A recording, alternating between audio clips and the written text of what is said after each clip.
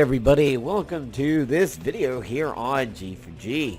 Today we are taking a look at Marvel Future Fight and we are discussing the Halloween update.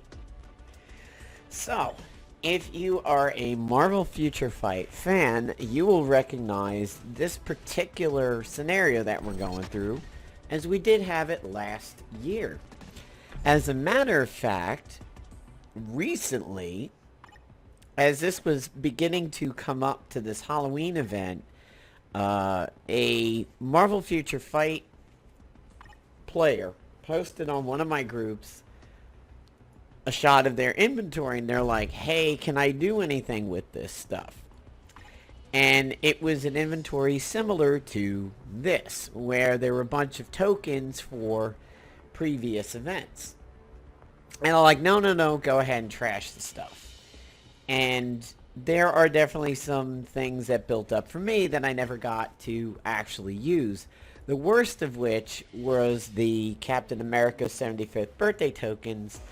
It expired a little before I logged in that day and was going to use the stuff. I didn't miss out on much. I do have Sharon Rogers, otherwise known as Sharog. And I think I was going to use these tokens for Sin biometrics, but I didn't get a chance to. So, knowing that the Halloween event was coming up, I was like, ooh, maybe I can game the system and my old Halloween tokens will be valid this year and I could just build on my existing ones. It's like 236 of them. Well, no. The old Halloween tokens are similar to these, where it had the pumpkin, but the kind of silvery border with the cross of extra material on the edges, and this is the new one. So I went and sold my old Halloween tokens today when I realized that they were going to not be the same tokens as the old one. Chances are, if you do have these tokens like me built up, you most likely can sell them, as you'll never be able to build on them again. I don't think Civil War can ever be built up again. Obviously, the 75th birthday is never going to get built up again. Maybe the holiday tokens, maybe the comic cover, but I doubt it. So you can probably clear off some inventory space and sell these, which, by the way, if you do have these and you are thinking of selling them, you only empty out one slot. I actually need to enhance some of my custom gear over here as it built up recently as I was doing some farming. And my ISO inventory could stand to be knocked down a little bit, mostly in the chaotic category, but I tend to run high in my inventory, unfortunately. So, let's take a look at the event missions. So, you have 3 of these missions that you can do on a given day. When you do them, you are awarded a total of 45 tokens. And that is for going through each one of the missions once. And I'm finally happy to know that this is one of the first events that I know I can do all 3, including the highest one. So the first one, these are all Green Goblins. So the first one comes in at 10. The second one comes in at 37 and is immune to energy attacks. And Halloween Nightmare comes in at 55 and is immune to energy attacks. So, if you have at least 3 high 50s, you should be good to go. If you're like me and you have a carry, like a 60 that carries some people who are leveling, that's also good too. So for here, my Hulkbuster was carrying Ronan and what I like to call Samurai Iron Man. But you don't really get a lot of experience, and the fact that you can only do each one of these once, it's not really worth it to go for them for experience, other than the token and the other stuff. So, if you are borderline not able to do this, just throw your best people at it. If you have like 350s that don't use energy, you're probably good to go. So, carrying people who are leveling, probably not really even that necessary because they're not going to get a lot of experience. So the way the math works out if today is considered day 14, I will show you guys the rewards now. 2 people have posted that you're not going to be able to achieve the maximum reward. My math works out that you should be able to. The Tier 2 advancement ticket is purchasable for 630 Halloween tokens. If you do all 3 every single day, then you should have just enough to do the Tier 2 advancement ticket. Otherwise, you have a 6-star rank up for 310 and a 5-star rank up for 210. So that's 520 to get one of these, or 620 to get 2 6-stars. And then also you can spend a little bit of gold and get 9 tokens. So if in fact the math works out that we are 1 day short of this, then all you need to do is buy several of the tokens from here, and you should be able to polish it off. Now, the limit says 15. You won't need to buy 15 if you wind up being a full day short. So you don't have to worry about that too much. Also, we have Venom, Werewolf, Elsa, and Green Goblin purchasable. These are not good purchases whatsoever. Elsa is available through Chaos tokens. That is the best way to cash in for her. If you are doing Villain Siege daily, especially 2 if not 3 of them, that's not really tough to do. It's better to buy her with a more farmable infinite currency than this limited time one that is better served going towards tier 2. Venom is farmable just through missions. Werewolf is also in Chaos tokens, and Green Goblin is farmable through missions. So if you know that you're capable of doing this every single day, all 3 of them, for example, if you're somebody who is forced to play daily for alliance battles to maintain their standings in an alliance, there's no reason not to go 1, 2, 3, 1, 2, 3 every single day and just save up and get yourself a free tier 2 advancement. However, that pretty much means you can't spend anywhere else unless you convert some gold into Halloween tokens. In all honesty, I mean, I'm up at 24 million gold. I can probably shake a few down to get these, especially if somehow I miss a day, but I don't expect that I would. But if I wanted to get some extra tokens for these, it might not be too bad, except if I'm saving them all up, all 630 to get this, there's no way I would be spending that amount of gold to get a rank up ticket, 5 or 6 star. I mean, that'd be tremendous. I mean, that's well over 10 purchases, and there's no way 15 is going to get me there, so. 13 days left. If you're interested in that tier 2, you know, just get on it. So I want to show you guys my roster at the moment. It's made leaps and bounds since the last time we saw them here on YouTube. Sharog is now a tier 2. Ultron is a tier 2. Carnage is on his way. He's super close, and he is my next tier 2 focus. My 20 a day subscription goes to him.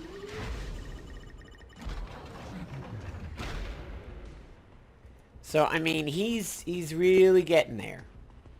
I would say within the end of this week, I should have him all 20s, and then I'm going to use a tier 2 ticket on him, because I find it a lot easier than having all of this material. Mostly because I've only recently started to be capable of doing world bosses. I have successfully killed Proxima. And I'm actually maybe even getting close to doubling up on Proxima. And I think I have also killed, I think Supergiant was my first. Now, sadly, you might be sitting there thinking, wait a minute, why don't you have Proxima? Well, that was in a different time of Marvel Future Fight for me. That was when, I'll get to the game if I think about it. I was dealing with Marvel Avengers Alliance and other games at the time. MAA was definitely my primary. If it coincided with MAA 2, I forget. But during the Proxima bio period that we were having, I missed 2 days of it. And they were the 2 days that gave out 2 apiece.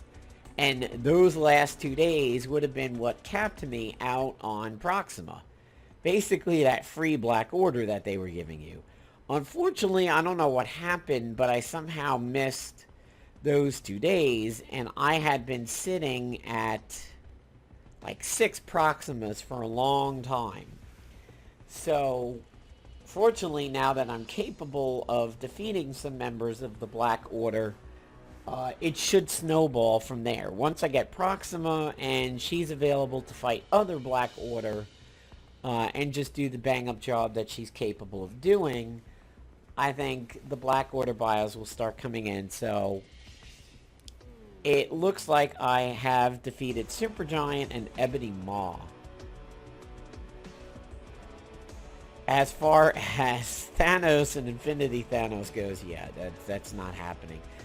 I would think that Corvus and Black Dwarf should be able to follow suit pretty quickly. But I'm enjoying the fact that I'm beginning to make strides on them, and I'm actually capable of defeating them now, which is pretty nice. So my team's currently my primary team, the one who does PvP and does any of my hard content, is Hulkbuster, Lady Loki, or Floki, as some people say it, and Sharog. This top tier team is getting really robust for me now. It can have several people. I mean, I can take one of them out, put in tier 2 Ultron. Carnage can go in there. Ant-Man can go in there. Silk might need a little bit of work, but I mean, I'm happy that my top tier team now has some depth in it. And this is what I like to PvP with, and these are the guys that take on my real heavy content. One of my farm teams now is this. It's Elsa Hyperion, and they're being carried by Floki or Lady Loki. Basically, Loki just runs the mission, and these guys inherit the experience. These are what tends to go through all of my mission, all of my chapter 10s and all chapter 9s to level them up. I'm hoping to get Elsa up there. She's gotten some real good popularity recently with her tier 2ing, and considering I've already had her alt suit for a while, I am interested in eventually tier 2ing her at some point after Carnage. He's the priority right now, and then after that I'm going to make a decision.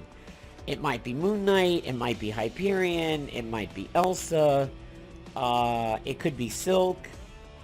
I don't think it's going to be Ant-Man. I've heard that you don't need to tier 2 him. Just get him 60 and mastery him up.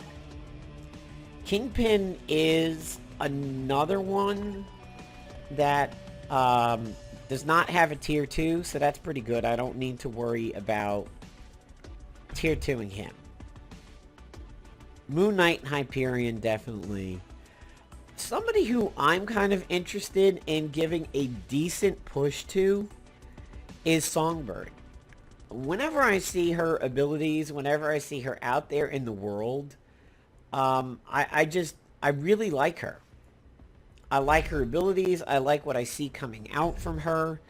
I like the big stun wall. I like the constant pressure of her default attack. I mean, she just fires non-stop and then goes into that stun wall. I have a feeling Songbird might be good. I'm working on Red Skull a little bit. I've heard that he's got some good synergy with people. I'm working on Black Widow, who I have in the Civil War suit. The Scarlett Johansson suit, basically. My Iron Patriot is really close to the next level. I think when I get him the next star. I'm going to be leaving him alone. It's easy to farm for him and he's super close. But the people that I have an interest in working on now at this point, pretty much everybody in this area, not so much Captain Marvel, but a little bit. And not so much Drax, but White Tiger Ronan for his universal leadership. Gwenpool just comes by nature, not actively pursuing her, it just happens. Shang-Chi, I'm happy where he is now. I'm not really looking to push him. I feel bad for my Captain America, or Lady America now. She used to be, or he used to be, one of my major players for a long time. And he just got overshadowed by people. I haven't worked on him in a long time. Tier 2 Spider-Man's come up for people recently. I don't have that much interest in going after him. I am going after Iron Fist. Wasp and Groot recently have gained a lot of popularity because of the alliance battles. Not the boss battles, but the AT, the alliance tournament. People have said that Wasp and Groot have been tremendous anchors for those. But since that's mostly for the tournament, which I'm not part of, I'm not really going for them. Deathlok is coming in naturally because of being farmed out from Chapter 10 from my levelers. And I've heard that you want to work on him quite a bit. My Wiccan over here happened to have been the special that I was farming for a while.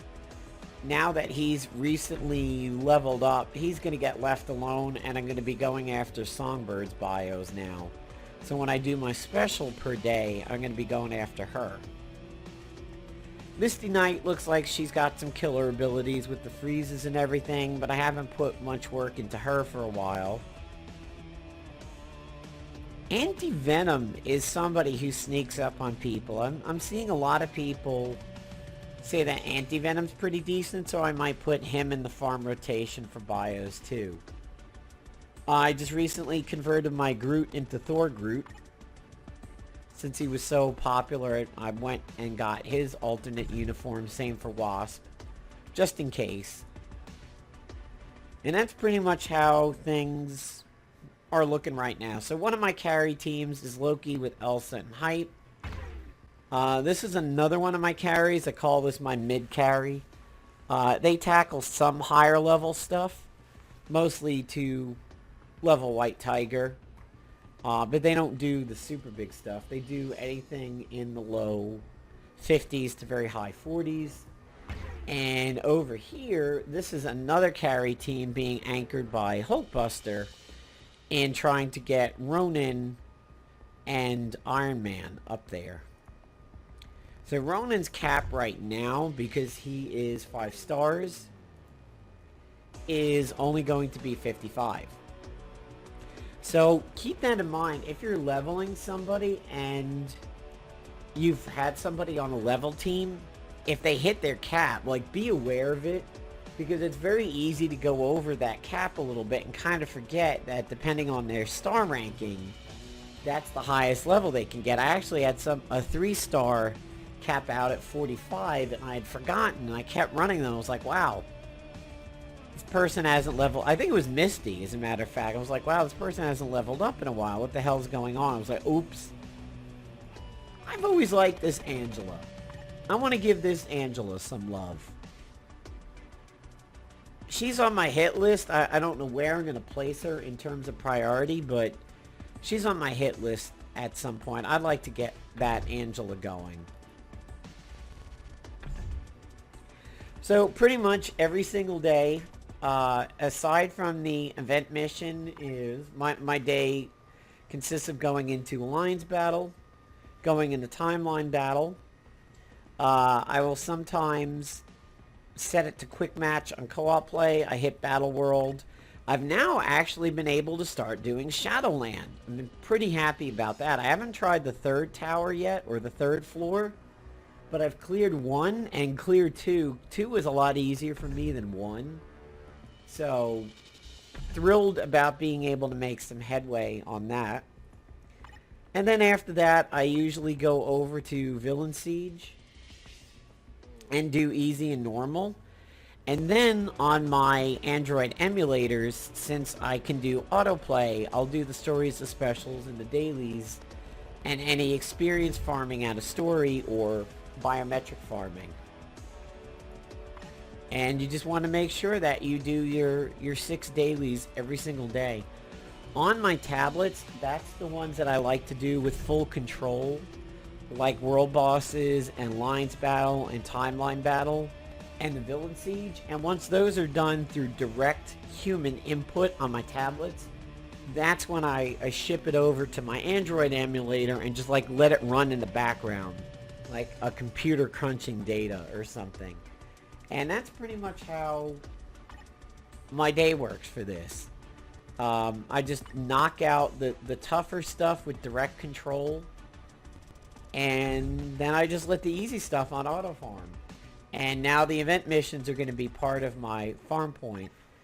As for dimension rifts, I hit these up as I can, but since they don't drop bios, it flew under my radar for a little bit, but I am going to start trying to work on these a little bit more now. And, you know, hitting up dimension rifts whenever I can, especially if they're bios for people that I want. So, that's the Halloween update, everybody. If you happen to see them in any of the tournaments, give some cheering over to the AP groups, like AP Sentinels and everything. Give them your love. They represent the United States. Let's see some US-based teams get really high up there in this tournament. Thanks for checking out the video, everybody. Take care.